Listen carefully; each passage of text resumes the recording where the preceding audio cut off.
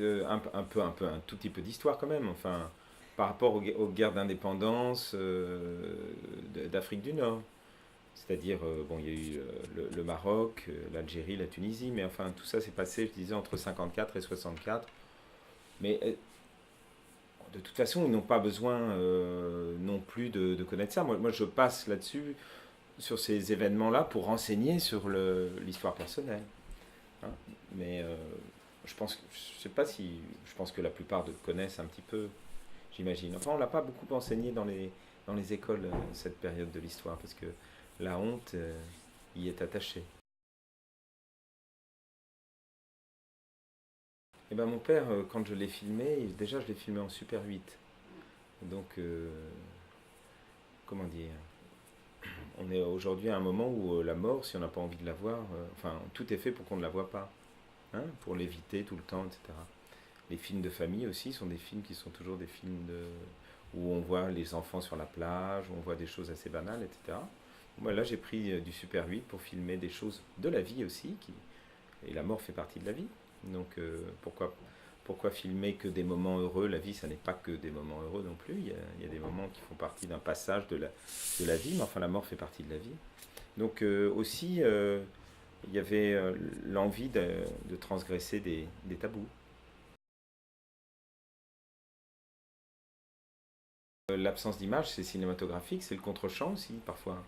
On voit pas l'image, on voit pas le contre-champ, c'est des procédés de cinéma, ça, de ne pas voir le contre-champ pour justement, dans les films d'horreur ou les films les thrillers, etc. Non, je pense qu'effectivement, c'est difficile de faire des images à partir de l'absence d'une image, quoi. Mais en même temps, au fond, c'est le cinéma qui est comme ça, je trouve. Si, je trouve que c'est cinématographique, au contraire.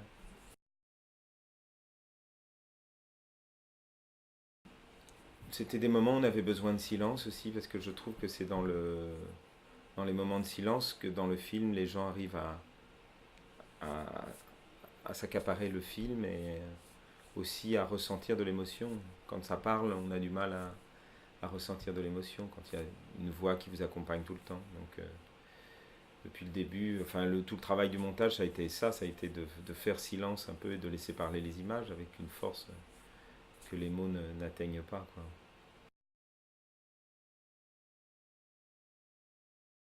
Alors, carré, un carré, c'est.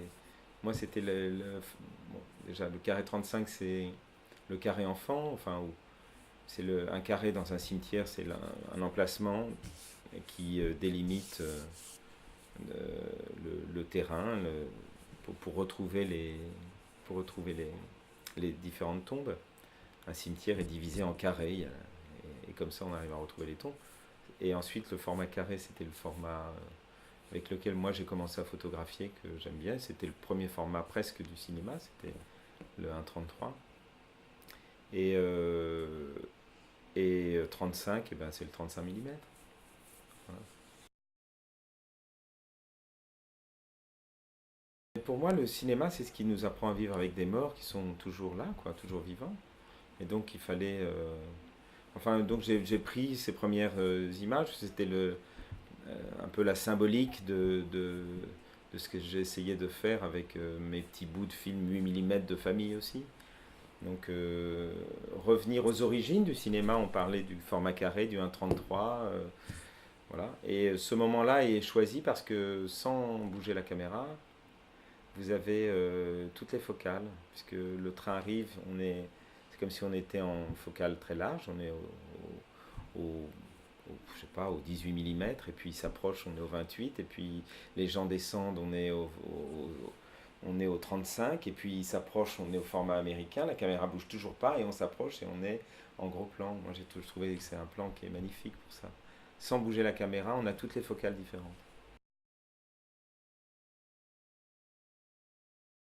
J'étais avec lui, tous les jours pendant presque 2 mois, on était dans son studio. Et c'est un ami proche, et j'aime beaucoup. Je trouve que c'est un très grand compositeur, Florent Marché. Il fait aussi des albums de pop rock, de musique pop, mais que j'aime beaucoup d'ailleurs. Et puis c'est un merveilleux compositeur, et donc voilà, bah, il y avait un vrai challenge sur la musique, c'est-à-dire qu'on avait quand même pas mal de musique. Il fallait que la musique accompagne, qu'elle soit pas redondante, qu'elle soit parfois dans un mouvement antagoniste par rapport à ce que l'image proposait. Donc voilà, on s'est mis au travail et puis j'ai laissé Florent aussi proposer. Mais on était là tous les deux et c'était très beau puisqu'il composait devant moi, on voyait les images et comme on a cette amitié, on a pu faire ça tous les jours comme un vrai travail. Ça, c'était formidable. D'abord pour moi et puis ensuite peut-être pour apaiser quelque chose, certainement pour réhabiliter une enfant, pour déshumilier aussi, je disais souvent, une mémoire, et puis certainement pour me libérer d'un poids, et puis aussi libérer mon fils d'un poids, mais enfin aussi, je l'ai fait aussi pour le montrer à des spectateurs, donc j'ai voulu qu'il soit aussi accessible et que l'histoire, l'histoire personnelle est importante, mais qu'elle permette aux gens aussi de, d'aller dans leur propre histoire, voilà, cette histoire les fasse réfléchir sur eux-mêmes, sur leur propre histoire, puisque les secrets, on en a tous. Bon, bon, on s'attend jamais à un succès, on fait d'abord les films pour nous, et puis après, on espère qu'ils vont plaire aux gens, mais je veux dire, le pire, ça serait de faire des films en pensant à faire un succès, parce que là, s'il fait pas de succès, il vous reste que les yeux pour pleurer, parce qu'il vous plaît pas, il plaît pas aux gens non plus. Donc d'abord, on fait les films pour soi, hein, on essaie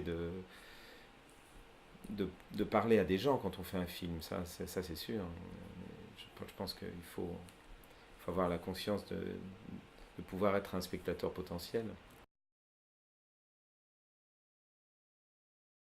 Ouais, des lycéens, c'est toujours super. Moi, c'est au lycée que j'ai commencé à voir mes premiers films parce qu'il y avait un cinéma club, un ciné-club au lycée, à Rouen, lycée Corneille. Et j'ai commencé à voir, je me souviens de Hiroshima, mon amour, je me souviens du Cuirassé Potemkin, de tous ces films-là que j'aurais. Enfin voilà, la salle noire, le projecteur au lycée, etc. C'était une grande liberté. Et le cinéma est venu comme ça.